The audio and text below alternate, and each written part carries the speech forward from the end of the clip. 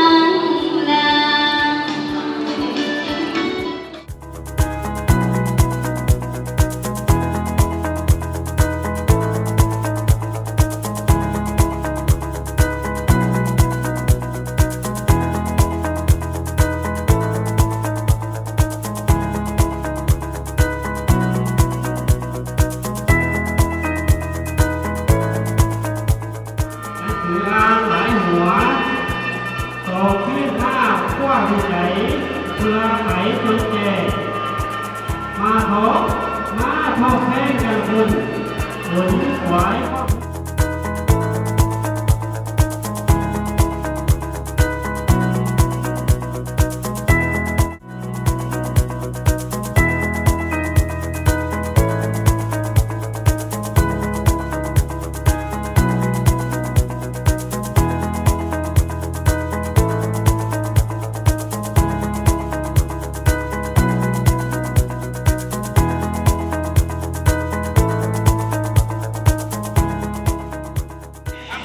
โจงมากหลายคนเลยเนี่ยดอกเตอร์โจงมากก็มีจริงว่าอาจารย์ก็มีเมื่อเขาอ่านและเขาเขียนควบคุมงานการจัดการเป็นของเขาและโอกาสที่เขาจะลงมือทำก็จะสูงขึ้นหลาย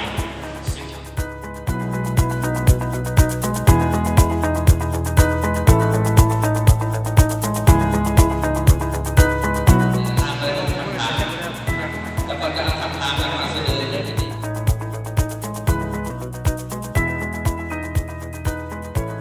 มีจิตใจทรงสู่แสวงหาอาชีพหักคิดคักยันดีทวนบางตนนั้นซ่อมมักแค่แล้ว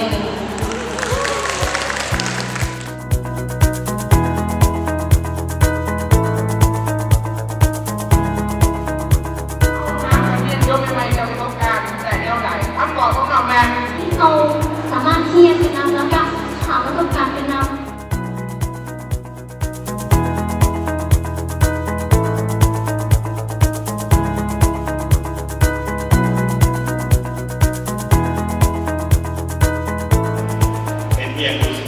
มันใหญ่กว่าตัวเรา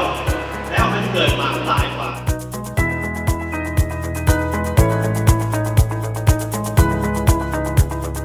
ภาษาดีเป็นเพลงเป็นตามสังคมคุ้มมือนี่มันเปลี่ยนจากว่างดิในเรื่องของภาษาลาวนี่ค่ะต้องเป็นฉบับที่สมบูรณ์ แล้วก็เป็นบอสอิงให้แก่คนลาวทุกคนที่ใช้ภาษาลาว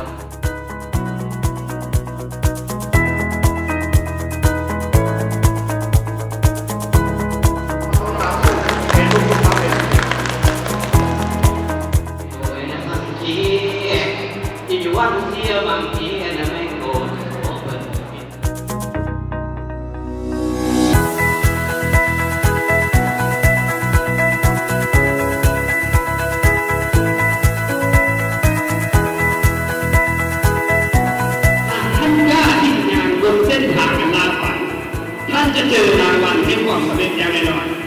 การลงทุนก็ได้หมายความว่ามันได้เจ้าจุดน้ำตาไหลแต่เจ้าจงเรียนรู้กับมันว่าเวลาเจ้าพอมันกำลังสอนอีกเจ้าอยู่มันกำลังสอนว่าเปลี่ยนชีวิตอีกให้เจ้าอยู่ต่อไป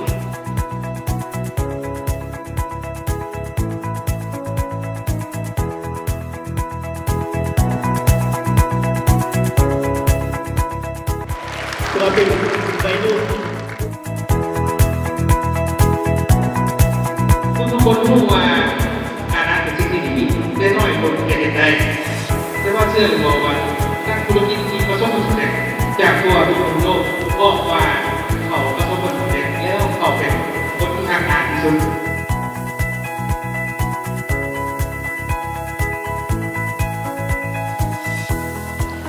คนลาวหรือชนชาติลาวเป็นมาจากสัตว์คำว่าลาวมีหลายคำอาจจะมาจากคำว่าลิ้วลวกแมนเรากับแมน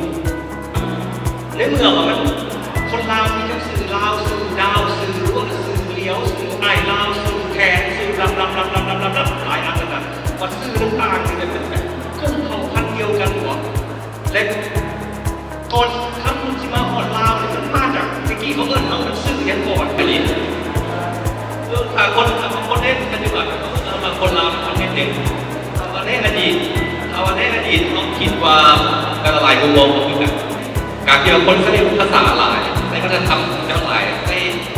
คิดของประเทศนี้เจ้าหลายมันจะมาหาและสุดท้ายจะเป็นเข้ากันแต่เขาคิดเนี่ยตอนสามลาว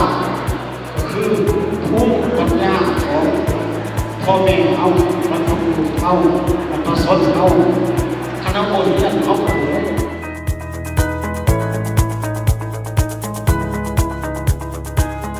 มื่อได้ที่ห้องอ่านบางคนที่แบบขาน้อยอ่านมาหลายยุคแต่เป็นยังเขียนบ่ได้ย้อนว่าเขาตัวเขาเองตัวแนวไหนตัวว่าเขาอ่านหนังสือตราบใดที่เขาอ่านหนังสือตราบใดที่เขาฟังขอคิดตัวฟังคำที่เห็นจากคนอื่นเมื่อนั้นเขาจะเขียนได้แต่ก็ต้องผ่านการฝึกฝน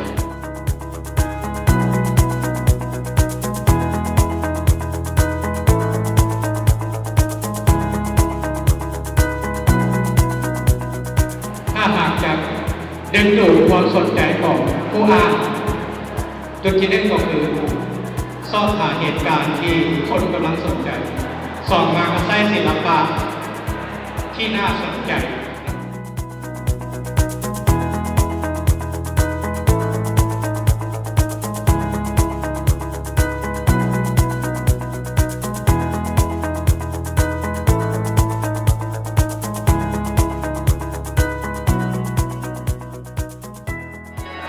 ตื่นเดินมาสร้างแห่งบันดาลใจ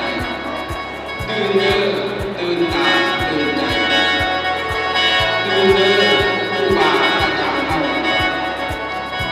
ตื่นเดินลูกหลานเย้าวชนคนลาว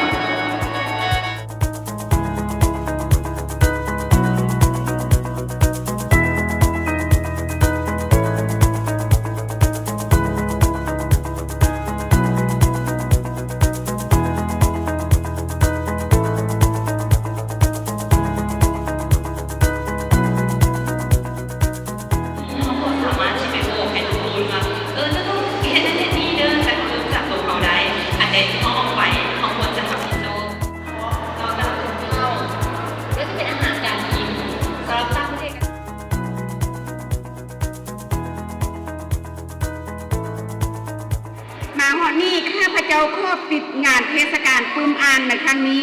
และพบกันใหม่ณโอกาสหน้าขอขอบใจ